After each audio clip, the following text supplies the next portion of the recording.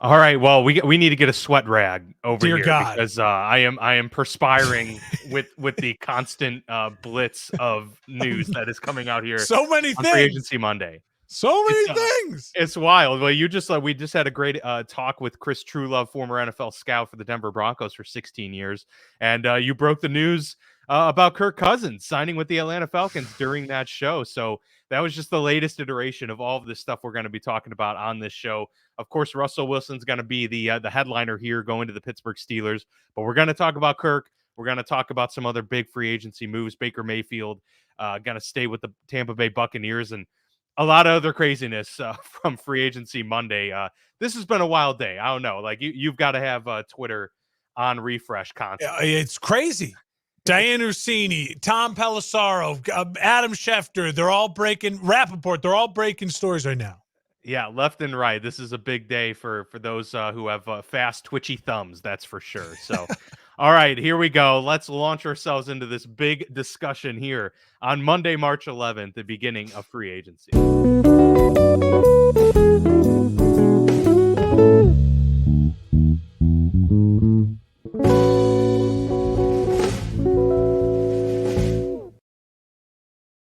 All right, as mentioned, we just got done with a great talk with Chris Truelove. Go check out that video if you haven't already.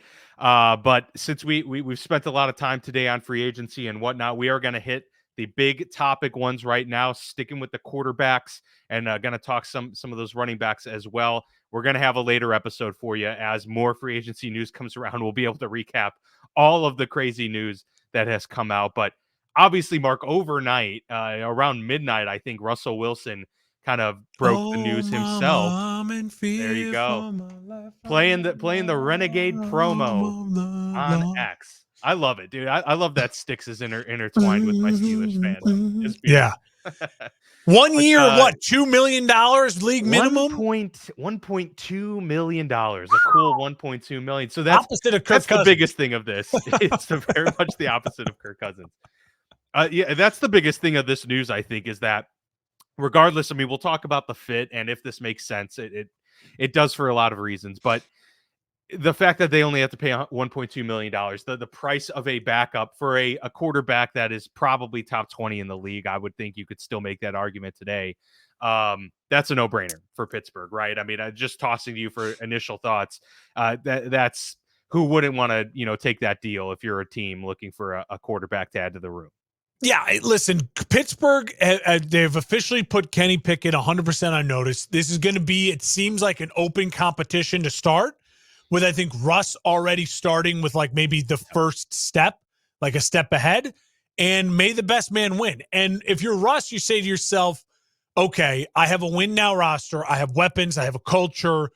I have, yes, a tougher division, and yes, a tough AFC. I'm stuck in the AFC, but if things go well and I can lead Pittsburgh to the playoffs and win this job, then maybe I can get myself a 2-year, more money guaranteed, and wind my career in Pittsburgh, which is a great place, historically to be. And if you're Kenny Pickett, you say to yourself, if I can go into camp and I can beat out Russ, who's legitimate competition, who's fighting for his career, well, then I've earned the right to be the starter. And I no one will question it in that regard, because Russ is going to be as motivated as possible to win now. Anyways, I think Russ will win the job. I think Russ will start. A lot of it'll just be then you're going to be in this world of hurt where if they are, 3-3 through 6 weeks and coming off a really ugly loss at Cincinnati, and Russ threw 2 interceptions, it was the reason they lost the game. Are you cheering for Kenny Pickett? Like that's the only thing I fear for you, is that's going to be the fandom. I've been there as a fan. It is the worst scenario. Having 2 quarterbacks is way worse than having 1 quarterback.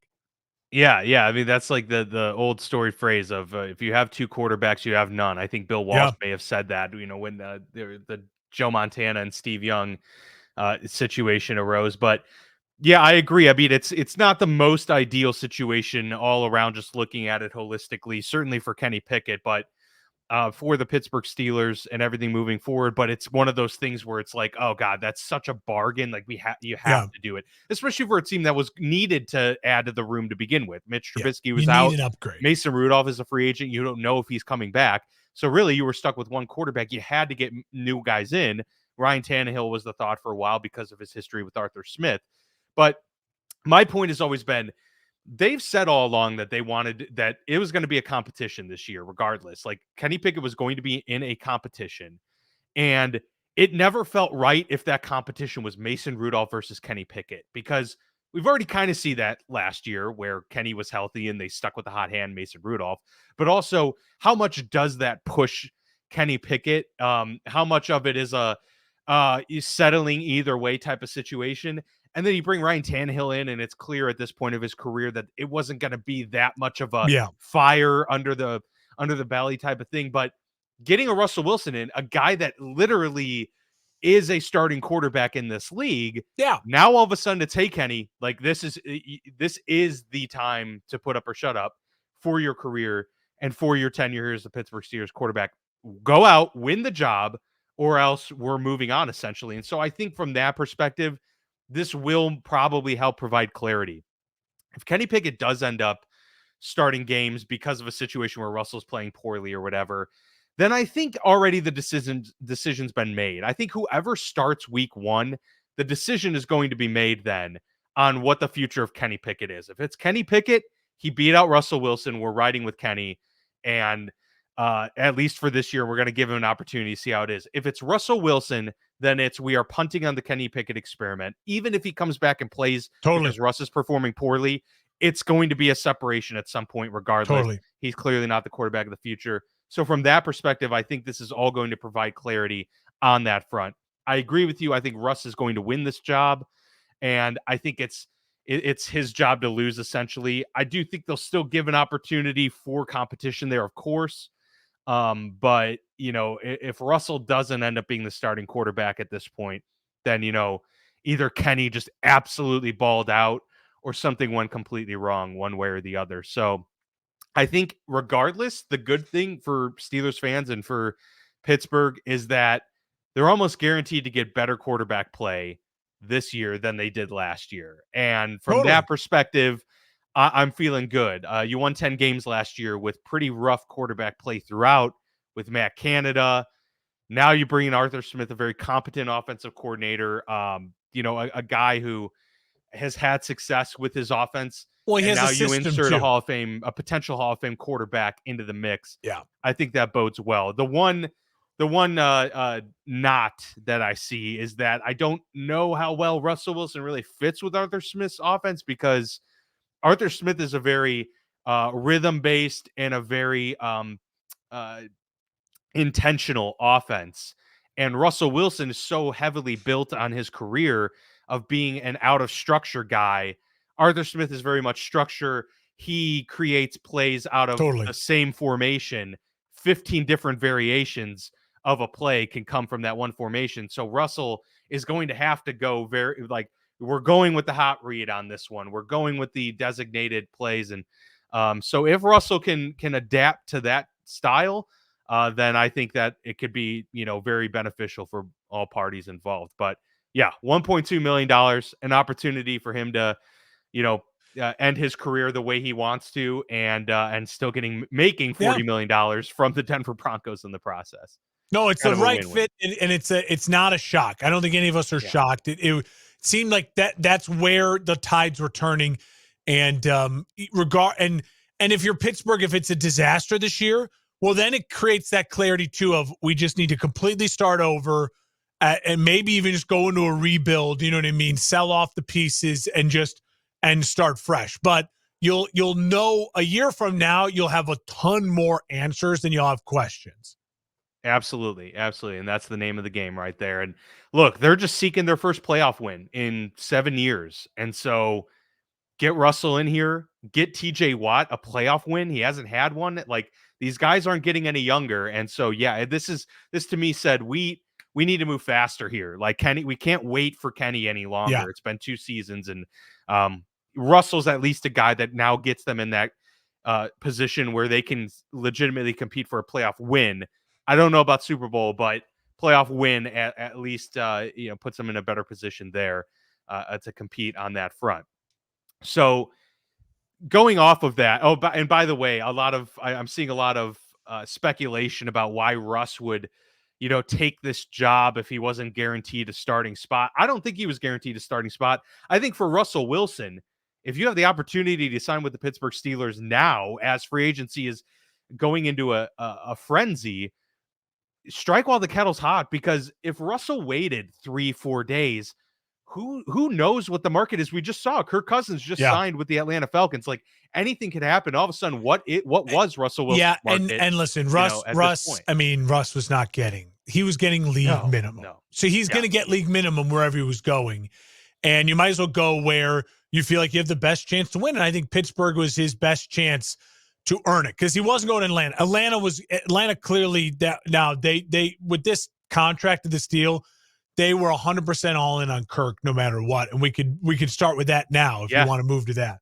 Yeah, let's get into it. Let's talk about Kirk Cousins. You've got the numbers. 4 years, $180 million for Kirk Cousins. 100 of it, which is fully guaranteed. He'll get 50 at signing, which was today. That's his money for this year. He'll get 40 next year in 2025, and then 10 in 2026, which basically makes him, it's like a 2-year deal. So it's a 4-year deal, but it's really like, can you right the ship for us? Can we get this culture figured out and win with these young, talented players and this good defense in this weak division? Can we win in the next 2 years? Then once things are set, now we draft your replacement. You start for year 3 in 2026, and you go and you build from there. So Atlanta clearly has said to themselves, this is now our 3-year window. This is our plan for the next 3 years. We think we can become a winning organization. I don't think this is a let's win a Super Bowl move. This is a, can we become a stable winning organization with this head coach and this culture, and he can help that.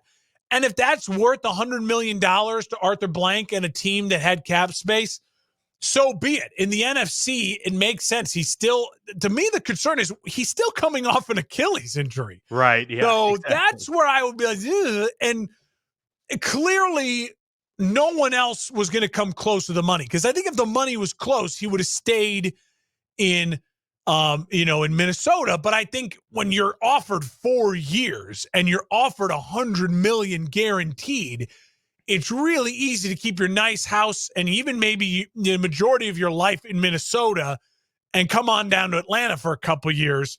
While your kids aren't in school yet. He's got young kids. Like I think this move was easier than we thought it would be. And the money they threw at him, it makes sense. If you're Kirk Cousins, you take that. If what is your value? Well, it's whatever someone's willing to pay you. 100. Yeah. I think Atlanta probably outbid themselves, but they wanted it to just be done, to be a lock, a home run for them. And it feels like that they're celebrating today in Atlanta. Man, I feel like you got to be really concerned if you're Minnesota now, because what's the game plan? You could be very, very easily entering a tumultuous couple-year period here if you're not able to they're in trouble. Move up and draft your quarterback of the future. Do they take a guy like JJ McCarthy this year who might be available to them there in the first round? They're at 11. I don't know what they're at 11. Is. Yeah, and so they'd have to. Guys. You'd have to do a lot to move up, and there's and that's given up a lot of stuff. And we've said already with Minnesota right now, they're a team that needs young talent, like losing draft picks. They're in an interesting situation. They are. They have a great offensive coach. They have maybe the best wide receiver core in the league, depending on if Cincinnati actually trades T. Higgins or not. And so they've got to go and now be aggressive. And whether that's Justin Fields, whether that's drafting at 11, whether that's trading up, Minnesota will be active. And that'll be something that maybe we'll know when we record on Friday, like what their plan is. Yeah. But if paying $100 million wasn't in the plan for Kirk, and I don't blame them for not doing that. Trust me. Yeah, I don't blame them for not doing that. It is, we got to see what envelops for them, because I think just hoping that JJ McCarthy, Bo Nix, or Michael Penix Jr. is just the guy with those weapons you have, that's a lot of hoping. It's a lot of hoping. It is. Well, and at the same time, you have to do something, I think, to show Justin Jefferson that, like, Yes. okay, you need to, like, because one rough year of, like, if they're going with Jacoby Brissett or something like that, no shade on Jacoby, like, he's a great fill-in quarterback. He has been for a long time, but it's just Justin Jefferson, we've already seen some moments here of frustration on his end, and rumors of potentially wanting to be traded. If you don't give him a guy that can get him the ball soon, he's going to want to spend the prime of his career elsewhere, and so Yeah. you got to want to help retain your talent at the same time that you already have here. To your point about Atlanta, with Kirk, this was a move that kind of said, yes, we're ready to steady the ship, compete for the division. This is also a thing where, like, hey, it's possible to do that, given that we're in the NFC South. If the Falcons were in the AFC East or in the AFC North or something like that, I don't know what move would have made more sense for them in terms of trying to get over that hump. But right now, they could say we've got probably the best quarterback in the division, and we've got all of these skill position players. We've got a new young head coach. Like, we can win the division next year easily. By the way, look out Dennis Allen now, because Baker Mayfield's back in Tampa. They looked pretty good last year. Atlanta now is Kirk Cousins, and so all of a sudden, that hot seat just got a little bit hotter. And Carolina now, maybe they feel like, oh, we've got now a few more years of our rope, because we're just not going to compete next year for this division at that point. But I mean, look at that quarterback division we're going to talk about here next. Baker re-signs for $100 million, less guarantee. It's a much better deal. Baker is very 50 similar guaranteed. Yeah, I mean, it's a much more workable deal for Tampa over the next 3 years. I mean, you compare it with Kirk and with Derek Carr, who's now got 3 years left at 120 million or 110 million. So you look at those three guys plus Bryce Young, that is a weak quarterback division overall, but it does feel like if you end up only winning 5 games in that division and your quarterback is a part of the reason why, everyone's job is on the chopping block, because that is unacceptable. Every one of those teams should be 9-8 next year, right? Maybe not Carolina. They're maybe another year away from that. But if you're Tampa, if you're New Orleans, if you're Atlanta, it is win now, and 2 of them aren't going to win it, just like this past year. So this division just got even more interesting. But I would say this morning, even though Tampa's the defending champs and they re-signed Baker on a really good deal. I like the deal. I support the deal. I'm a fan of Baker staying in Tampa. I think it all makes sense. And it's basically a 2-year deal, where Kirk's is basically a 3-year deal. It's 4, but it's 3. Baker's is 3, but it's 2. Godspeed to the quarterback who doesn't win that division and only wins 7 games, because no kidding, them and their organization is going to be a nightmare. I think good for Baker Mayfield first and foremost. I think the guy bet on himself. His career appeared to be over as a starting quarterback once he left Cleveland and left all of that money on the table that he could have gotten from the Browns. Now, maybe in hindsight, he still should have taken that deal. Oh, 100%. The Browns certainly hope that he took that deal, because they would be saddled with $30 million 100% right now. But he turns around here and gets an opportunity to put $100 million more in his bank, 50 at a minimum. And so, good on him. And Tampa gets to stay competitive. They inked Mike Evans already, so they're very stable right now. They feel solid, and an opportunity here to still compete for that division and be the owners of that division within the next 3 years. And really, Mark, I mean, unless you're the Chiefs, unless you're the Bills or the Bengals, most of these teams are always at any given time just in a 3-year window. A lot of guys, you can't really plan that far ahead. No. In this league, because so many things happen, injuries happen, players leave that you didn't think you would. So to be able to say we're Tampa and we're good for the next 2 to 3 years, we have our quarterback, we have a lot of the Mike guys in Evans place. back. That's a good place to be for a lot of teams. A lot of teams wish they could be there.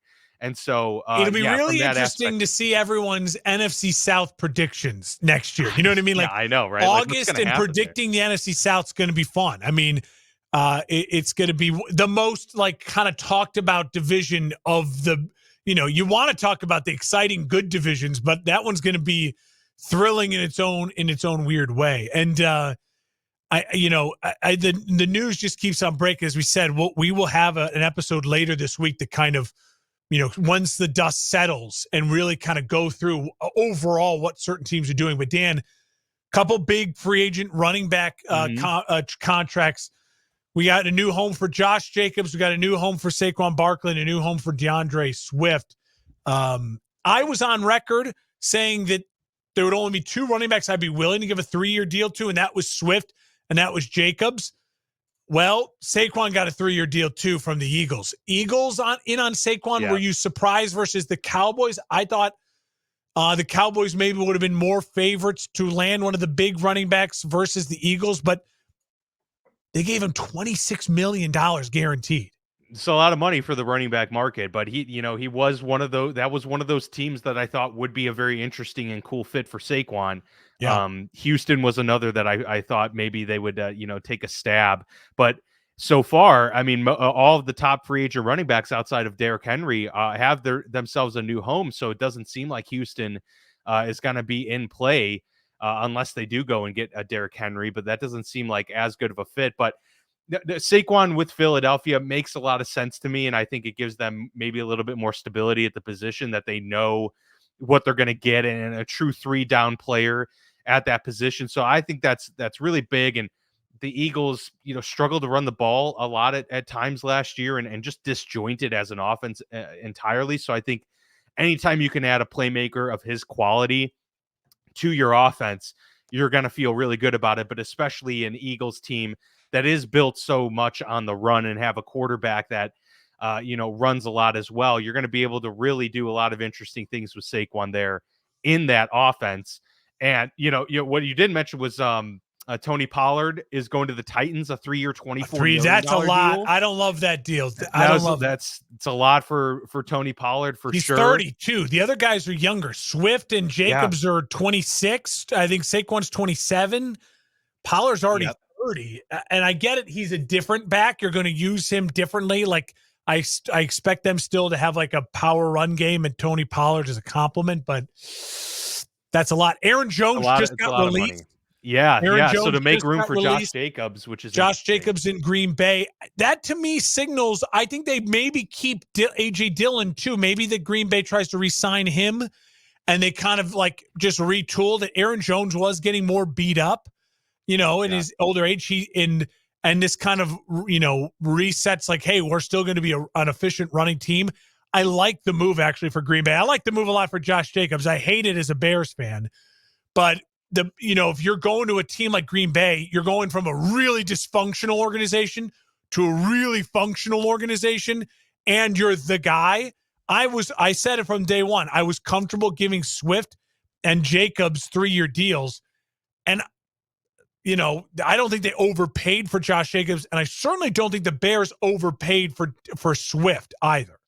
Yeah, no, I'd like to hear your thoughts on Swift, because obviously, the Bears couldn't figure out that running back room last year, and it was kind of a mess in terms of what they were getting. They at least now get a guy who's got that star power to him. I mean, we saw flashes in Detroit and even in Philadelphia last year as well.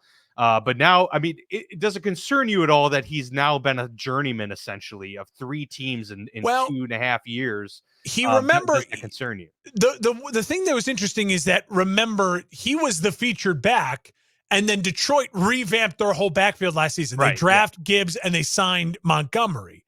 And Detroit's whole thing was, I think they knew they had Gibbs as a target, and so they were going to move on, in that regard anyways. I will say it doesn't concern me because the Bears have Roschon Johnson. They drafted him last year, so they still got him for 3 more years to kind of, they're going to be the backfield, right? Mm-hmm. You have Swift and Roschon, and you have another year of Khalil Herbert still on a rookie contract where you're not going to pay him. You're probably not going to re-sign Khalil. The Bears were the second best rushing team in the NFL last year. Now, that includes Justin Fields, and they didn't have a number one back. Swift is a number one back, and when you team him up now with the backfield with those other names, all of a sudden, yeah, I mean, overall, you're paying your running back room about $11 million a year. That's, for your running back room, really solid for a team that commits to running the football and has now a really unique stable backs. No, I'm happy about the Swift deal because, again, he's young, he's in his prime, and it's really a 2-year deal. Again, it's a 2-year, $14 million guaranteed. Like, people are panicking a little bit about the number, but in the end, they can move off this and not face a cap hit. Remember, the cap went up, so you're gonna have to spend. Yeah. And the Bears had the second most cap space to spend, anyways. Exactly. You know, it's a good move for them, and any way that you can go into the draft without having a must draft at a position is always good to and those options open for yourself. And I know we'll talk again on Friday. We'll do a whole show kind of revamping, but for the Bears, just quickly, that's exactly what you said. They filed safety, Kevin Bird, you know what I mean? Then you get Swift. You get Jalen Johnson on the big contract. All of a sudden, your draft needs shrink, and it's a really, really great thing. That's what free agency should be about: shrinking your needs so your draft plan becomes clear. Minnesota, their draft plan, I don't know. I guess it's going to be a quarterback, and if you're Atlanta, your draft plan now has to be offensive line, protect your investment for the next 2 years, and make a defense that is capable of being the best in that division, because we saw at times that it was flashy, but man, today is just one of those days, and it's just such a fun day. And what certain teams are doing, the Eagles are spending a ton of money, kind of going all in. That's why the Saquon, Landon Dickerson, the Saquon deal feels very, when Fletcher Cox retired, we didn't get a chance to talk about that. Yep. But the Saquon deal feels very exciting and also very like, oh man, if things don't work out, I mean, Nick Sirianni's on the hot seat, and now you're adding in, you're spending a ton of money in free agency, and this is a team with very much high expectations. The Eagles could be ready to implode. I mean, this is going to be so much fun to watch. And this is why we love the NFL. Great time of year, man. It's a great time of year. That's why we do the show, and that's why the show does not stop after the Super Bowl, because we've got days like this where we have too much to talk about, frankly. So yeah, as you alluded to, another episode here on the Football Lounge with Mark and Dan to recap even more of the free agency frenzy coming later this week. The tweets are not going to stop. The news is not going to stop flowing for several days. So we'll have a much more holistic, comprehensive look at all of this later on this week. But for now, that will do it for us here on the show. Like, subscribe. We really appreciate all of the support. Thank you for watching, and we'll see you back here sooner rather than later.